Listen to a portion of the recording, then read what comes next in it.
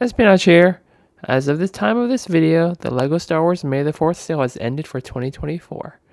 In today's video, I will be recounting and summarizing how this year's May the 4th sale played out not only here in the United States, but spend a little time talking about what happened in the UK and Australia too.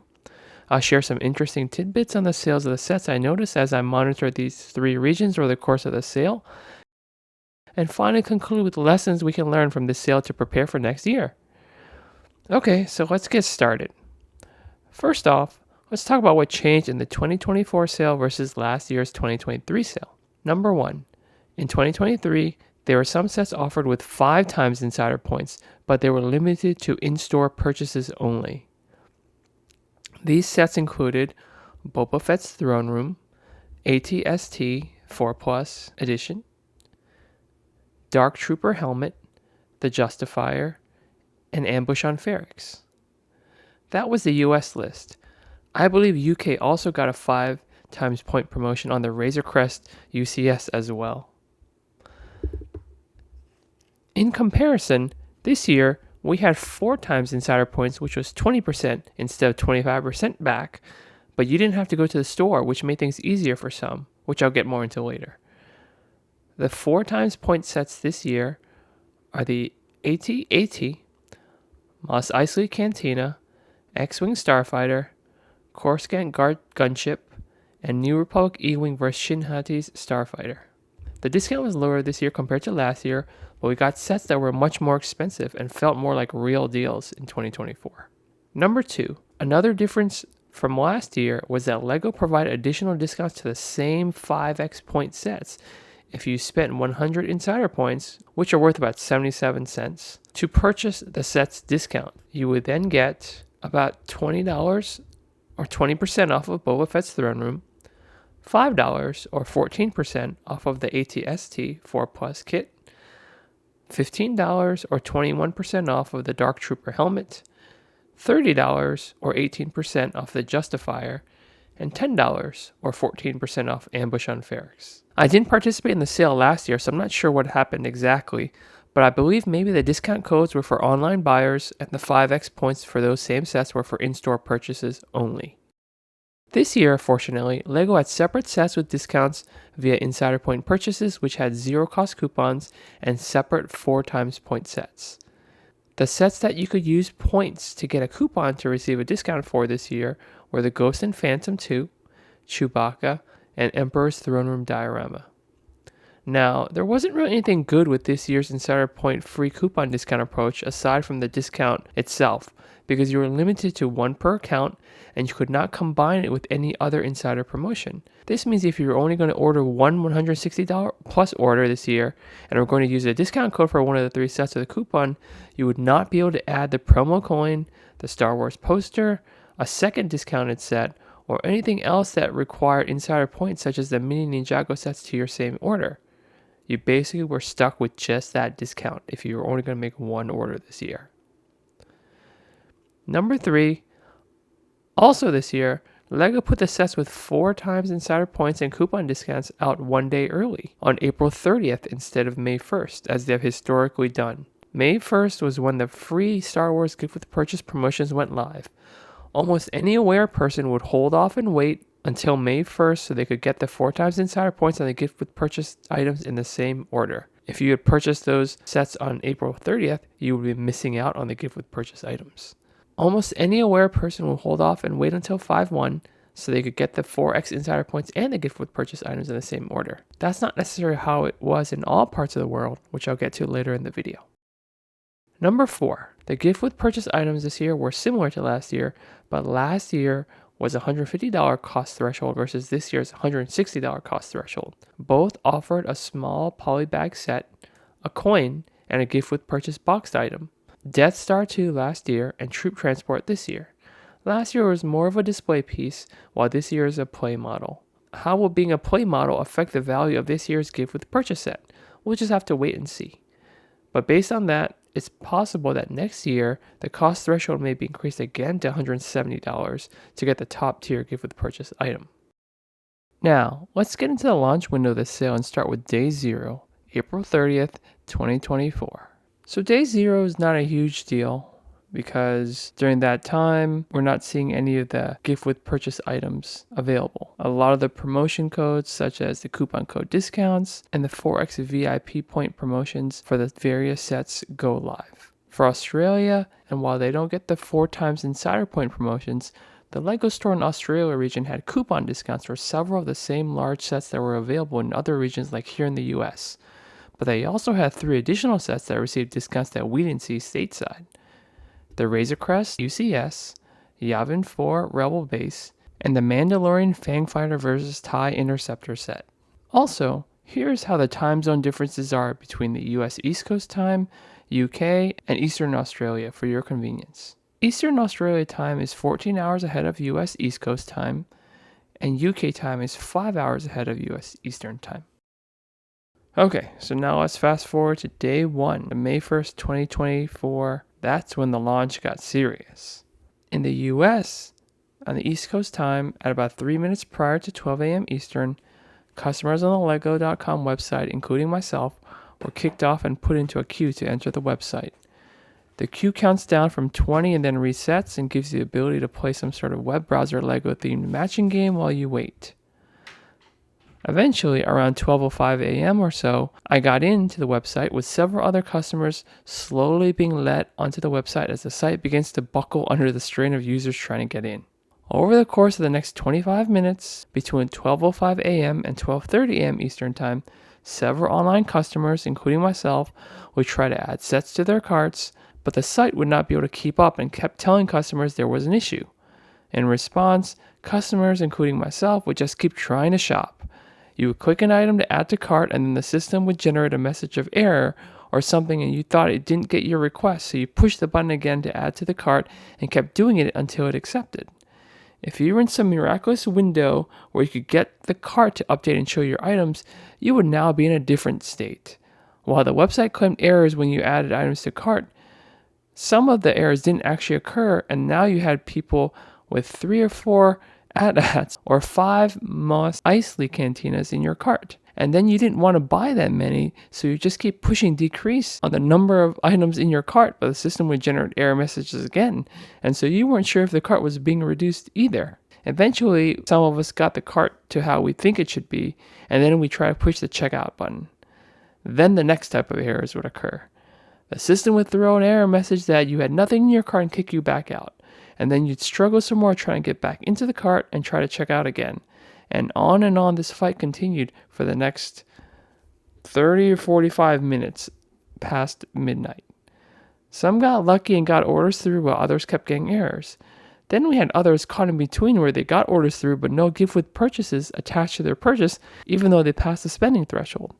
And then we had the brave folks who try to use their promo codes to add the Star Wars coin or art print to their cart while the system was choking with even their regular orders. In any case, I just stopped trying at 12:30 a.m. Eastern and figured whatever I wanted would not be sold out by the next morning.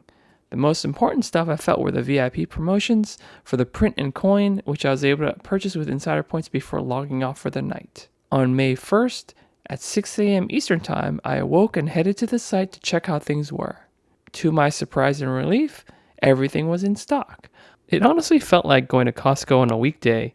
No one there, everything available, no chaos, nothing. It was nice. I went ahead and spent the next half hour or so submitting my orders and getting the gift with purchase promos with each order. I'll next show a time lapse of what sets flipped into back order and flipped into sold out over the course of the sales period on the US LEGO site.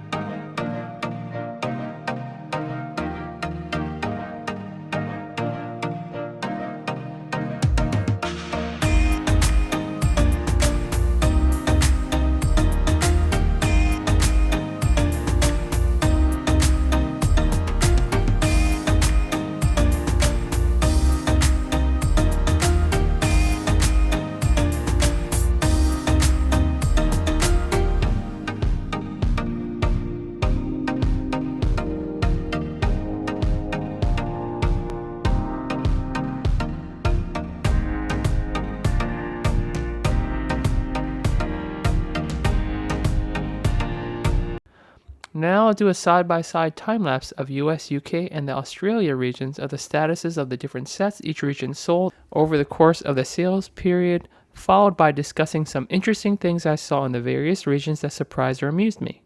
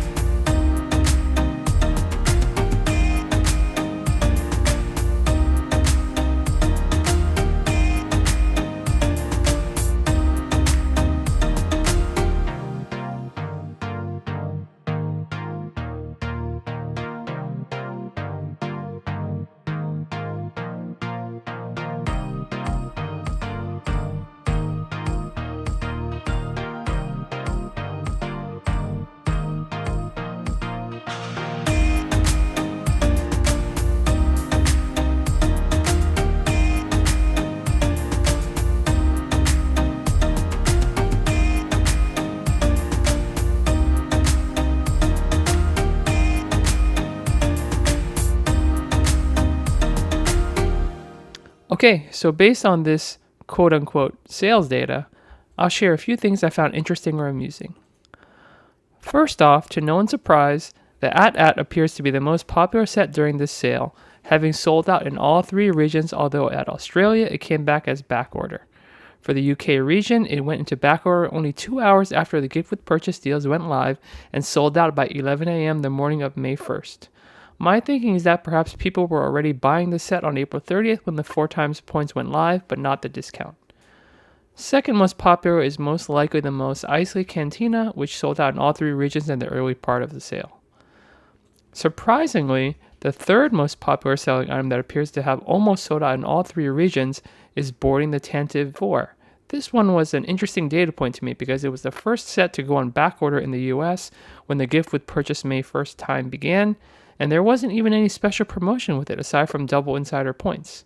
Perhaps that 5's minifigure is the MVP? Also, I thought LEGO did a pretty good job with keeping the gift with purchase items in stock for most of the sales period. I think the troop carrier was available at least the first 3 days of the promotion period for all of the regions. Now, let's talk about some region-specific notes I'd like to share. I'll start first with the US, the most boring region in terms of sales data.